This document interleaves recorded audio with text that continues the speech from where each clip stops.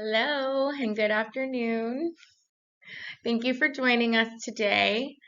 Today, I wanted to talk about what it takes to own a puppy. So, year one, puppy protocol.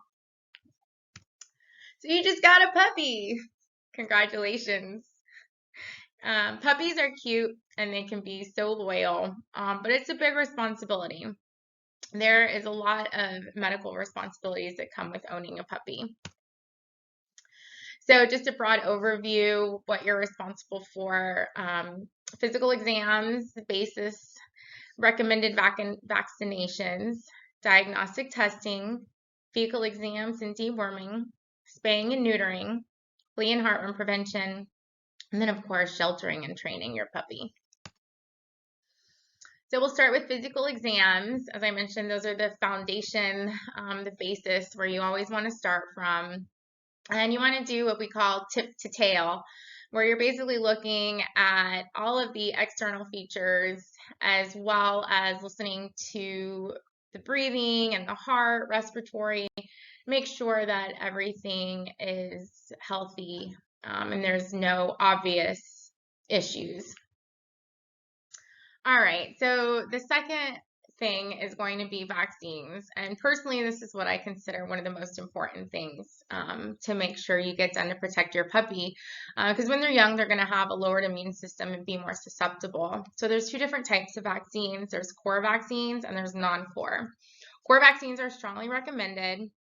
And they're considered core because when there is infection associated, it's going to be a severe or fatal illness or infections that are highly contagious.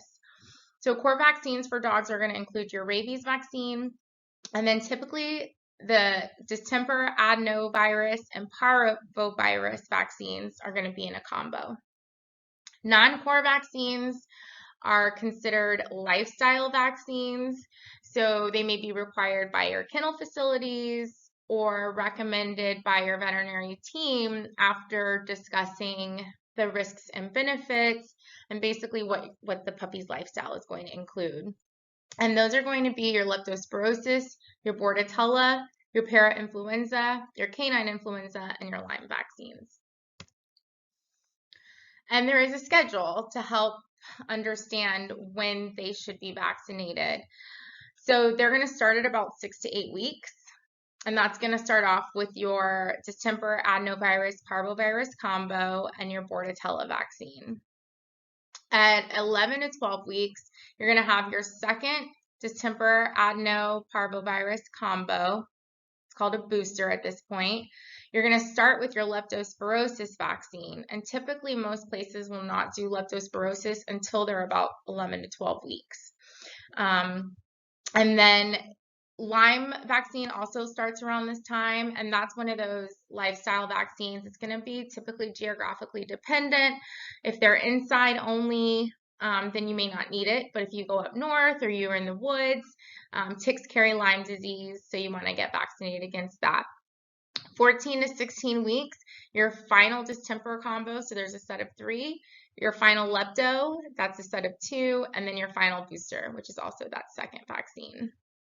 And then finally, at about 17 to 20 weeks, they're big babies, they're growing up, they're going to get their rabies vaccine. And each place is different, and a lot of this is based on Banfield's schedule. That's a clinic I work at. Anytime you get vaccines, you just want to monitor for allergic reactions. Fecal and deworming, that's going to be another core part of this. Fecal samples are collected and looked under a microscope for internal parasites, and majority of those are going to be hookworm and roundworms. And then there's also Giardia and Coccidia. But basically, you want to just check for any parasites and then provide a routine deworming, and that can be done around the first and third visits. So when we talk about diagnostic testing, that really just includes, because they're so young, it's too early for blood work, but you're going to do an ear swab, check for internal, you can also get mites in your ear and ear infections, and then heartworm test. Heartworm test you don't do till about 7 or 8 months. just because of the pre-patent period of heartworm, you won't be able to actually diagnose it until they're at least 6 to 7 months old. And you want to start with flea and heartworm prevention extremely early. You can do that as soon as 6 to 8 weeks. They can start on flea and heartworm prevention. And of course, spaying and neutering, the biggest thing you want to do, basically you're removing the reproductive organs under some form of anesthesia, and that's typically suggested at about 6 months. Basically, you want to do it before they hit their first heat. There's pros and cons. Of course, in my opinion, mostly pros. But the main thing is you're going to help avoid unwanted pregnancy and cancers that can occur when their reproductive organs are still intact, both male and female.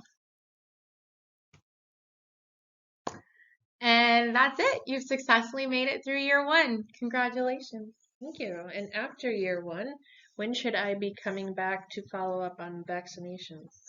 Typically, vaccines are going to be yearly, annually. So there are some that are 6 months, like Bordetella vaccine lifestyle. So if they're going to grooming or boarding or dog parks, kennel cough is really contagious. You might want to do that every 6 months. All right. And fecal exams, how often should I be doing that? Great question. If you're on like an owner wellness plan, some places will do them every 6 months, but of course that can be costly. So typically annually, you want to do fecals, especially early in the years. And if you're going to dog parks and things like that, where they can pick up parasites. All right. Thank you, Danielle. Thank you.